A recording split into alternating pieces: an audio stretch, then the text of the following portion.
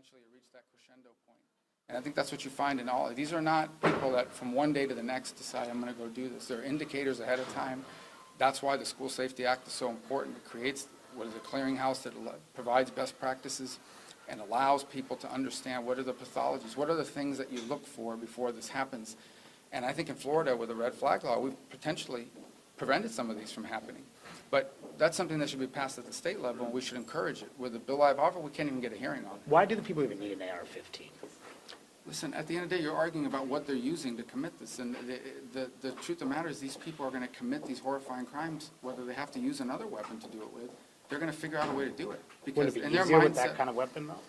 Well, I think any weapon is dangerous. Any firearm is potentially dangerous in the hands of a deranged lunatic. At the end of the day, the issue here is not the firearm, it's the lunatic. And that's what we should be focused on, is how do we prevent these people? How do we identify them and stop them before they act? What do you think, what steps need to be taken in schools to ensure that they are Go to safe schoolsafety.gov. Schoolsafety.gov is up now. We pushed for that. We're working with one of the parents from Parkland. That website exists. It outlines. It's a clearinghouse of all the best practices that schools can follow. And in many cases, it tracks which schools are following it and which ones are not, including things like safety reports, incident reports. Those are the kinds of things that work. Right now, in many cases, many school districts still don't know or still aren't following the best practices for how to prevent themselves. Again, we need to learn more about this particular case.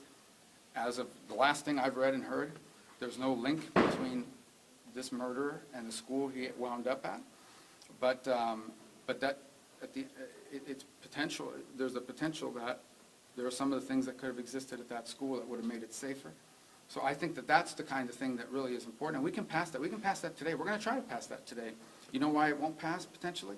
Because the opposition is coming from people on the radical left who believe these pro-school safety initiatives will unfairly target minorities. Now, I would tell you that people of every race, ethnicity, and color are fine with identifying dangerous people and preventing them from killing other people who we've been seeing. Okay? Sir, do you think there should be armed resource officers in schools?